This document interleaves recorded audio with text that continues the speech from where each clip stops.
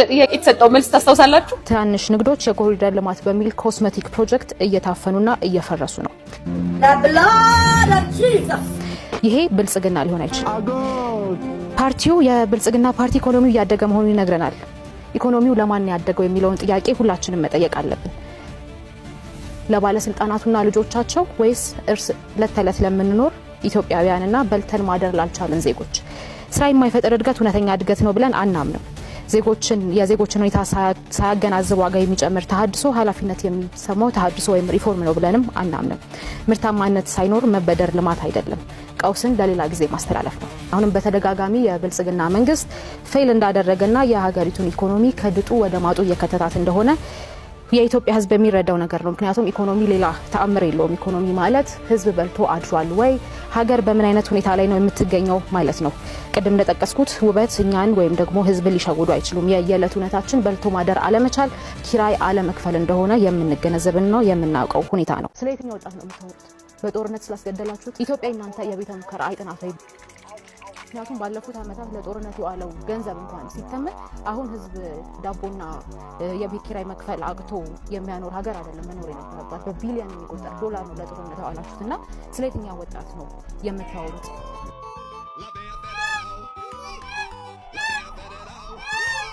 ለምን እኔ ላይ ታፈጣለህ? ሐሳቡን ያመነጨው እሱ። የጦርነትን አስከፊነት የሚያውቅ የሞተ ሰው ነው። ሰላም እንደምን አላችሁ? ሁላችሁም በያላችሁበት ሰላም ይድረሳችሁ። እንግዲህ ለእናንተ ይሆናል ያልኳችሁ ትኩስ ሀሳቦችን ይዤላችሁ ብቅ ብያለሁ። እንግዲህ ከሰሞኑ እጅግ መነጋገሪያ ከነበሩ ጉዳዮች መካከል አንዱ እንግዲህ በምረጡኝ ቅስቀሳ ወቅት የሚነሱ ጥያቄዎች ሁላችሁም እንደምታውቁት በጣም ብዙ ነገሮችን ሊያስብሉ የሚችሉ ሀሳቦች ይሸራሸራሉ። እንግዲህ የሰሞኑ ትኩረት የነበረችው ወጣቷ ፖለቲከኛ እጅግ በጣም መነጋገሪያ ሆናለች። የተለያዩ ዓለም አቀፍ ሚዲያዎች ጭምር እየተቀባበሏት ይገኛሉ። እንግዲህ በእሷ ሀሳብ ዙሪያ የተለያዩ ሀሳቦች ተነስተዋል። እሷ ያለቻቸውን ሀሳቦች ደግሞ ወደ እንመለከታቸዋለን። ቪዲዮቹ እንሄዳለን። እስከ መጨረሻው ድረስ አብራችሁ እንድትቆዩ። ጥያቄ አትጠይቁ አይባልም። ገብተዋል? ጥያቄ ስላለው አንድ ህዝብ ወይ አንድ አካል ደመሳለው አትሎ ማድረግ ያለብህ እነዛን ጥያቄዎች ፖለቲካዊ በሆነ መንገድ መፍታት ነው።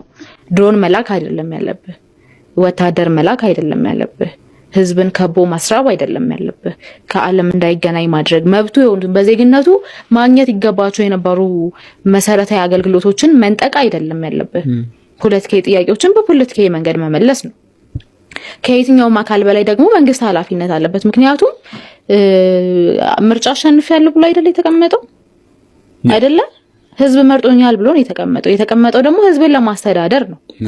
ህዝብን ለማስተዳደር እስከሆነ ድረስ ከየትኛውም አካል በላይ ኃላፊነት አለበት። ኃላፊነቱን የሚወጣው ግን በማን አለብኝነት አይደለም ወይ በጉልበት አይደለም፣ ትክክለኛ በሆነ መንገድ ነው። ስለዚህ አሁንም እኛ በተደጋጋሚ እንትን ስንል ድርድሮች ይደረጉ ጦርነት ይቆም ስንል ወደ ትጥቅ ትግሉ ለመግባት ፈልገን አይደለም። ደግሞ አንዳንድ ጊዜ ምን አለ መሰለ የሆነውን ነገር እንደሆነው አድርገህ መግለጽ አለብህ። ለምሳሌ ሰላማዊ ትግል ምህዳሩ እየጠበበ ነው አይደለም? የሰላማዊ ትግል ምህዳሩ በጠበበ ቁጥር ምንድነው የምታደርገው? ብዙ የትጥቅ ትግሎችን እያፈራህ ነው የምትሄደው። ምክንያቱም ጥያቄ እኮ አለ። አሁን እኛ በሰላማዊ መንገድ ስንታገል ጥያቄዎች አሉ። ጥያቄዎቻችን ካልተመለሱ ኦኬ በቃ ጥያቄዎቻችን አልተመለሱም አይደለም የምንለው እኛ ብቻ ሳንሆን የትኛውም አካል አሁን እንደምናየው ነው የሚሆነው። ጦርነቶችን ነው የሚወልደው እንደዚህ አይነት የሰላማዊ ትግል በሮችን የመዝጋት ሁኔታ። ስለዚህ በተደጋጋሚ በአፍ እንደሚለው ጦርነት ማይፈልግ ከሆነ ህዝብ እንዲያልቅ አክቹሊ ሱና አላነሰውም፣ ግን ጦርነት ማይፈልግ ከሆነና መደራደር የሚፈልግ ከሆነ ወሃይናት ፖለቲካዊ ምላሽ ማይሰጠው። መጀመሪያ ደረጃ ፕሬዝዳንታችሁ በየመድረኩ የሚናገሩትን ነገር ሰብስባችሁ ለሌላ መድረክ ለማስተጋባት ከመሞከር በፊት የፓርቲዎች ርዕዮተ ዓለም ምንድነው የሚለው ነገር ማጥናት አለባችሁ የሚል ምክር አለ። ምክንያቱም ኢህአፓ ኮሚኒስት አይደለም። ኢህአፓ በ1976 ወደ ሶሻል ዲሞክራት ተቀይሯል። እሱም ብታነቡ ጥሩ ነው። በሁለተኛ ደረጃ ለማንሳት የምፈልገው ነገር አሁን ላይ ቁጭ ብሎ ጦርነቶችን ሲያራግብ የሚውል ስርዓት፣ ጦርነቶችን እዚህ ምዘም የሚጥድ ስርዓት ኢህአፓንም ሆነ መኢአድን በህዝባዊ አይደሉም በማለት በጦርነት ቀስቃሽነት ሊወቅስ አይችልም የሚለውን ነገር እንድትረዱ ትፈልጋለሁ። ያነሳችሁ ጥያቄ ወይም ኮሜንት አንዱ እሱ ስለሆነ ማለት ነው። ትናንሽ ንግዶች የኮሪደር ልማት በሚል ኮስሜቲክ ፕሮጀክት እየታፈኑና እየፈረሱ ነው። ይሄ ብልጽግና ሊሆን አይችልም። ፓርቲው የብልጽግና ፓርቲ ኢኮኖሚው እያደገ መሆኑን ይነግረናል። ኢኮኖሚው ለማን ያደገው የሚለውን ጥያቄ ሁላችንም መጠየቅ አለብን። ለባለስልጣናቱና ልጆቻቸው ወይስ ዕለት ተዕለት ለምንኖር ኢትዮጵያውያንና በልተን ማደር ላልቻለን ዜጎች? ስራ የማይፈጥር እድገት እውነተኛ እድገት ነው ብለን አናምንም። የዜጎችን ሁኔታ ሳያገናዝብ ዋጋ የሚጨምር ተሃድሶ ኃላፊነት የሚሰማው ተሃድሶ ወይም ሪፎርም ነው ብለንም አናምንም። ምርታማነት ሳይኖር መበደር ልማት አይደለም፣ ቀውስን ለሌላ ጊዜ ማስተላለፍ ነው። አሁንም በተደጋጋሚ የብልጽግና መንግስት ፌል እንዳደረገና የሀገሪቱን ኢኮኖሚ ከድጡ ወደ ማጡ እየከተታት እንደሆነ የኢትዮጵያ ሕዝብ የሚረዳው ነገር ነው። ምክንያቱም ኢኮኖሚ ሌላ ተአምር የለውም። ኢኮኖሚ ማለት ሕዝብ በልቶ አድሯል ወይ፣ ሀገር በምን አይነት ሁኔታ ላይ ነው የምትገኘው ማለት ነው። ቅድም እንደጠቀስኩት ውበት እኛን ወይም ደግሞ ሕዝብ ሊሸውዱ አይችሉም። የየዕለት እውነታችን በልቶ ማደር አለመቻል፣ ኪራይ አለመክፈል እንደሆነ የምንገነዘብን ነው የምናውቀው ሁኔታ ነው። ሌላው የዚህ እንትን ወርቃማዋ ፓርቲ የዚህ ክርክር ወርቃማው ፓርቲ ወይንም እኔ የጣመኝ እዚህ ክርክር ላይ ሚስጥረ ስላሴ መኖሯል። ሚስጥረ ስላሴ በጣም ቆንጆ ከቀረቡት ከሁሉም ከሰባቱም አወያዩን ጨምሮ ከስምንቱም ተናጋሪዎች ምርጧ ተናጋሪ ነበረች። ሐሳቧን በትክክል ስታስረዳ ነበረ። ሊባል የማይገባ ነገር ሲኖር ሊባል የማይገባ እንደሆነ ትገልጻለች። ማለት ያለባትን ትላለች፣ መጠየቅ ያለባትን ትጠይቃለች። ምናልባት ከወይዘሮ ብርቱካን ሚደቅሳ በኋላ በኢትዮጵያ የፖለቲካ ሰማይ ስር ብቅ ያለችው ፀሐይ ሚስጥረ ስላሴ ሳትሆን አይቀርም። ያ የተወሰኑ ደስ የማይሉ ነገሮች አሏት። ለምሳሌ የማቹሪቲ አቀራረብ ምናምን፣ ይሄ ከስሜት ኢሞሽናል ኢንተለጀንስ ጋር በተያያዘ የተወሰኑ ሊነሱ የሚችሉ ነገሮች ይኖራሉ። ግን ወጣት ናት፣ አትርሱ። በእኛ እድሜ ምናምን ያለች ልጅ ናት እና እሱን የምታስተካክል ይመስለኛል። እና ምርጥ በቃ ከዚህ ከምርጫው ለውጥ ይመጣል ሪጅም ቼንጅ ምናምን አልጠብቅም። እኔ ግን ልክ እንደ ሚስጥረ ስላሴ ኦር ሌላም ደግሞ እስካሁን ያላየ ነው ፕሮግረሱ ሊያሳየን የሚችል በኢትዮጵያ ፖለቲካ ላይ ሊጎላ የሚችል ሰው ግን ሊያመጣልን ይችላል። ወደፊት የሚጠቅመን ሰው ሊያመጣልን ይችላል የሚል እምነት አለኝ እና በዚህ መልኩ ተረድቼዋለሁ ውይይቱን። ግቡና አዩት። በጣም ጥቂት ሰው ነው ያየው። ራስን አግልሎ ዳር ቆሞ መመልከት አሪፍ ነገር አይደለም። ማየት ምን አለ ምን እየተደረገ ነው የሚለውን መመልከት። ሌላውና በትላንትናው ክርክር በጣም ልነግራችሁ ሲገባ የረሳሁትን ነገር ልንገራችሁ። ክርክሩ ላይቭ አይደለም፣ ኤዲት ተደርጓል። የተቆራረጡ ነገሮች ያሉት ይመስላል። የተቆራረጡት ሐሳብ ይሁን አይሁን ምናምን እኔ አላቅም፣ ግን ላይቭ እንዳልሆነ ኤዲት እንደሆነ ያስታውቃል። በየትኛውም ዓለም የሚደረጉ በተለይ በሰለጠኑት ሀገራት የሚደረጉ የምርጫ ክርክሮች አብዛኞቹ ላይቭ ናቸው፣ ቀጥታ ናቸው። ይህም ቀጥታ ቢሆን በጣም አሪፍ ነው። ላይቭ ቢሆን እያንዳንዱ ስህተቶችንም እንዲህ ምናምን እንቅስቃሴዎችም ካሉ እነሱንም ሁሉ ብናይ አሪፍ ነው። ቢቻል ደግሞ በክርክሩና በውይይቱ ቦታ ላይ ሰዎች ቢኖሩ ታዳሚ፣ ሌላ ቁጭ ብሎ የሚሰማ ሰው ቢኖርም የበለጠ ቆንጆ ያደርገዋል እና ይህንን ልነግራችሁ ሲገባ የረሳሁት ነው። እንደ 5ኛ ክፍል አድርጋችሁ አንብብልኛ። ይሄ ምን ይላል?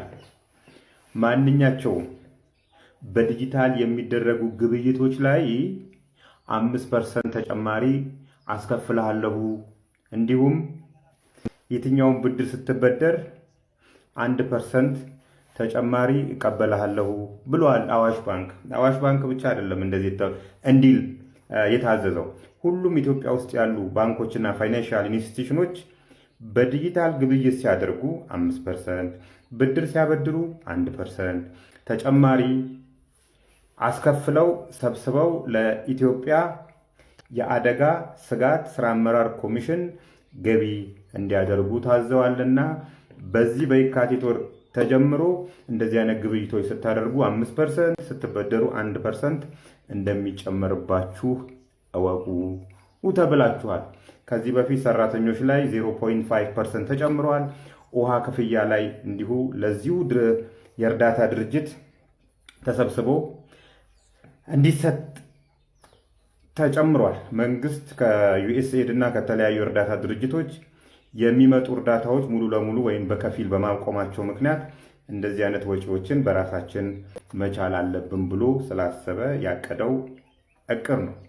እኔ ግን የምለው ከዚህ በፊት ሀገር አደጋ ላይ በነበረች ሰዓት፣ ሀገር ጦርነት ላይ፣ ሀገር ረሃብ ላይ፣ ሀገር ያንበጣ መንጋ ላይ በነበረች ሰዓት የፌዴራል የአደጋ ስጋት ስራ አመራር ኮሚሽን ኮሚሽነሩ ሰርግ ላይ ነበር። ሰርግና ምላሽ ላይ ከልጁ ጋር ከሚስቱ ጋር በመሆን ይህን የሚመጣ ስንዴ እያወጣ ለአዳማ አንድ ዱቄት ፋብሪካ ሲሸጥ ነበር። በብር ደረጃም አሁንም አላስታውሰውም ብር ሲያጠራቅም ለራሱ ሲያጠራቅም ነበር። አሁንም ከኛ ተሰብስቦ ከእንደዚህ አይነት ሰዎች ስጋት ራሱ ስጋት አመራር ራሱ ስጋት የሆነ መስሪያ ቤት ነውና ይሄ ብር ተሰብስቦ በምን አይነት አግባብ ማኔጅ ማድረግ ተቻለ ወይስ ይታወቃል የሚለው ነገር አሁንም አሳሳቢ ነው። ምክንያቱም መስሪያ ቤቱ ከእንደዚህ አይነት ሰው በላ ጅቦች፣ በእርግጥ እነዚህ ሰዎች አሁን ተሰብስበው ቅኝጦ ነው ያሉት፣ ልጁም ሚስቱም እሱም ራሱ።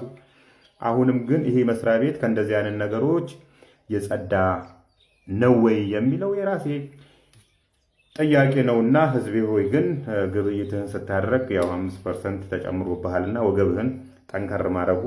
እዚህ ስንበጠረቅ የምንለውን የተደበቀ ሚስጥር አለ እንዴ? ምንድነው ሚስጥር የሚወራው? ፖለቲካ የሚፈተፈተው እዚሁ፣ ምን የሚለው እዚሁ። ኢንሳውን ስርዓት ሆነው ስለኛ ዳውንሎድ አድርጎ የሚሰማው እራሳችን እንነግራቸው የለ እንዴ? ራሳችን አናወራም። መተን አበሻ ሚስጥር ያውቃል። ጉድሽን አወጣዋለሁ ጉድን አወጣዋለሁ የምንባባል ዜጎች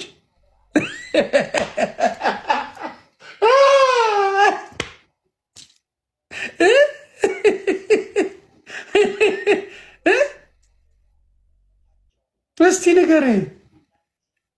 ጉድን አወጣዋለሁ ጉድሽን አወጣዋለሁ ብለን እንቅልፋተን ቁጭ ብለን ስንቦተልክ የምንውል ሰዎች፣ 24 ሰዓት ቲክታክ ላይ ፖለቲካ የምተነትኑ ሰዎች፣ ስትቀባጥሩ የምትውሉ ሰዎች የትኛው ሚስጥራችሁ ነው አቢቹ የሚፈልገው? አይ አቢቹ ከነ ምናምኑ እግዚአብሔር ምስክሬ እየተመቼ ነው። ከነ ምናምኑ በቃ እንደዚህ እብድ ያደርጋል እንዴ? ምንድን ነው የምታጨሱት? የትኛው ሚስጥር ነው የምናወራው ነው እኔ ያልገባኝ ነገር። አበሻ ሚስጥር ያውቃል ወይ? የትኛው ሚስጥራችንን ሊወስደው? አሜሪካን ሀገር አብዛኛው ቀንበሌን እካክነን ቀንበሌን እንስራ ነው የምንሰራው፣ ሬጉላር ስራ። ምን ቋንቋ ቢባል እንደው እኔ እዮዳ ምናምን ትንሽ እንሻላለን አሜሪካ ላለ ነው ሶሻል ሚዲያ ላይ ካሉት ማለት ነው።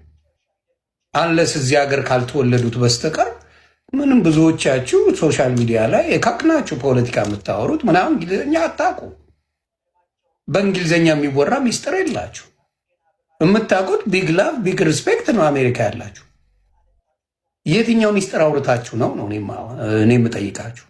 ሜክሲኮ ውስጥ ምን እየተካሄደ ነው የሚገኘው ጋይስ? እጅግ በጣም አስፈሪ አመፅ እንዲሁም ደግሞ ጦርነት መቀስቀሱን እየተመለከትን እንገኛለን። ትናንትና ጠዋት ላይ እንግዲህ ከፍተኛ የሆነ የዕፅ አዘዋዋሪ እንዲሁም ደግሞ በስሩ በርካታ ወታደሮችን ያሰለጠነ እንዲሁም ደግሞ ያስታጠቀው ይህ ኤልሜንቾ የተባለው ግለሰብ በትናንትናው ዕለት በሜክሲኮ መከላከያ ሚኒስቴር ከፍተኛ ኦፕሬሽን መገደሉ ከተነገረ በኋላ ነው ይህ ጦርነት እንዲሁም ደግሞ አመፅ የተቀሰቀሰው። ይህ አመፅ እንግዲህ እንደምናስበው ቀላል አመፅ አይደለም። በስሩ ያሰለጠናቸው ወታደሮችም እንግዲህ ከፍተኛ የሆነ መሳሪያ ታጥቀዋል። ምናልባትም እስከ ሚሳኤል ሊደርስ የሚችል መሳሪያ እንደታጠቁ ጭምር ነው መረጃዎች እየተዘዋወሩ የሚገኙት። ኤልሜንቾ የተባለው ይህ ግለሰብ ነው። ሜክሲኮ ውስጥ ጃሊስኮ ኒው ጄኔሬሽን የሚባል የራሱ ቡድን አለው። እንዲህ በተጨማሪ ደግሞ የራሱ ግዛትና መንደሮች የሚቆጣጠራቸው መንደሮች ማለት ነው መኖራቸው ነው እየተነገረ የሚገኘው። ከዚህ ውጭ ግን ሜክሲኮ ሙሉ ለሙሉ እንዲሁም በተጨማሪ ደግሞ እንደ አሜሪካ፣ አውሮፓና ኤዥያ ያሉ ሀገሮችን ዕፅ በማዘዋወር እንዲሁም ደግሞ በማከፋፈል እንግዲህ ትልቅ የሆነ ስም ያለው ግለሰብ እንደሆነም ጭምር የሚታወቅ ነገር ነው። ከዚህ ቀደምም አሜሪካ ይህንን ግለሰብ ለመያዝ እንግዲህ እስከ $15 ሚሊዮን ሽልማት እንደምትሰጥ ተናግራ ነበረ። ይህንን ግለሰብ ለሚጠቁም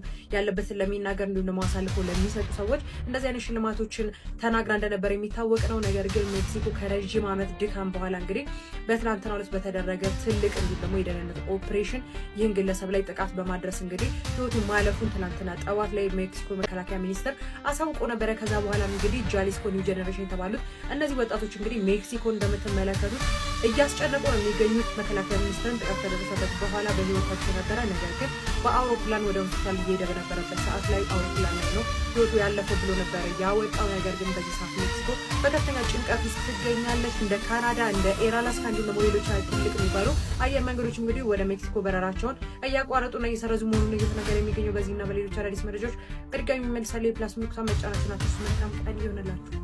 ሰዎች እንደዚህም ይቻላል በመስኮት በመግባት ብቻ ከ6 ሚሊዮን 600 ሺህ ብር በላይ የሚገመት ንብረቶችን ሰርቋል ተብሎ የተጠረጠረው እዚህ ጋር የምትመለከቱት ግለሰብ በቁጥጥር ስር አውሎ ምርመራ መቀጠሉን የአዲስ አበባ ፖሊስ ጠቅላይ መምሪያ በአሁኑ ሰዓት ማሳወቁንም ተመልክቻለሁ። በቦሌ ክፍለ ከተማ ወረዳ 3 ልዩ ቦታው አዲስ ሆቴል አካባቢ ከሚገኝ አንድ አፓርትመንት 8ኛ ፎቅ ከምሽት 5 ሰዓት ገሎ እንደተፈጸመ የተነገረ ሲሆን ተጠርጣሪው በአፓርታማው ከሚገኝ አንድ ሬስቶራንት በአስተናጋጅነት የሚሰራ ሲሆን የግል ተበዳይ ወይዘሪት እልፍነሽ አሰፋ የመኝታ ክፍል መስኮት አለመዘጋቱን በማረጋገጥ ከወርቅና ከዳይመንድ የተሰሩ ልዩ ልዩ የአንገት ሐብል፣ የጣት ቀለበት፣ የእጅ ብራስሌትና የጆሮ ጌጣጌጦች እንዲሁም ደግሞ 2800 የአሜሪካ ዶላር፣ 2 ሞባይል ስልኮችና የተለያዩ ጌጣጌጦች በመኝታ ክፍል ከሚገኝ መስኮት ዘሎ በመግባት የስርቆት ወንጀል ፈጽሞ ከአካባቢው እንደተሰወረ፣ ነገር ግን ፖሊስ ባደረገው ብርቱ ክትትል በአሁኑ ሰዓት በፖሊስ ቁጥጥር ስር መዋሉን የአዲስ አበባ ፖሊስ ይፋ ማድረጉን ተመልክቻለሁ። በዚህ አጋጣሚ እባካችሁ ጥንቃቄ አድርጉ፣ እንዲሁም ደግሞ መስኮታችሁን ዝጉ ለማለት ውዝግብ የፈጠረው የአልጀዚራ የ20 ኢትዮጵያውያን ጋዜጠኞችና ዝግጅት ምንድን ነው?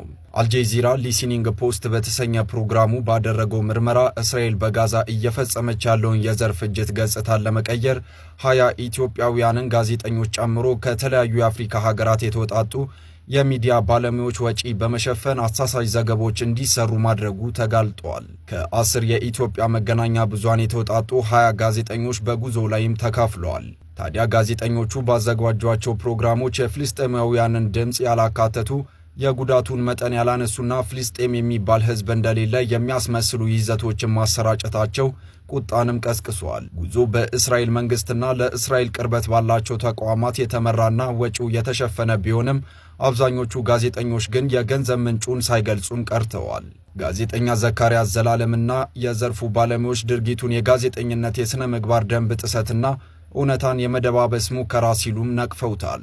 ከኢትዮጵያ በተጨማሪም ከኬንያ፣ ሩዋንዳ፣ ሴኔጋልና ደቡብ አፍሪካ የሚዲያ ባለሙያዎችና የሶሻል ሚዲያ አንቂዎች በተመሳሳይ መልኩ ተመልምለው እንደነበረም ተገልጿል። በደቡብ አፍሪካ የሚገኘው ፕሬስ ካውንስል ጉዳዩን ከመረመረ በኋላ የሚመለከታቸው ጋዜጦች ይቅርታ እንዲጠይቁና የገንዘብ ምንጫቸውንም እንዲገልጹ የወሰነ ሲሆን ኢትዮጵያውያን ባለሙያዎች ግን እስካሁን ለቀረበባቸው ክስ ምላሽም እስራኤልና ቀይ ባህርን ምን አገናኛቸው? የእስራኤል ጠቅላይ ሚኒስትር ቤንያሚን ኔታንያሁ ኢትዮጵያ ቀይ ባህር እንደሚያስፈልጋት እየገለጹ ይገኛሉ። ያልተጠበቀ ግጥጥሞች ተፈጥሯል። ምንድነው የተፈጠረው? ባጭሩ ላጋራችሁ፣ በደንብ ሼር አድርጉት። እስራኤል ህንድና አውሮፓ የሚያስተሳስር የኢኮኖሚ መስመር ለመጠበቅ በቀይ ባህር ላይ እንደ ኢትዮጵያ ያለ ጠንካራ አጋር ትፈልጋለች። እስራኤል ከሶማሌላንድ ጋር የምታደርገው መቀራረብ ኢትዮጵያ በዚያው በቀጠና የባህር ኃይል ለመገንባት ካላት እቅድ ጋር በቀጥታ ያገጣጥማል።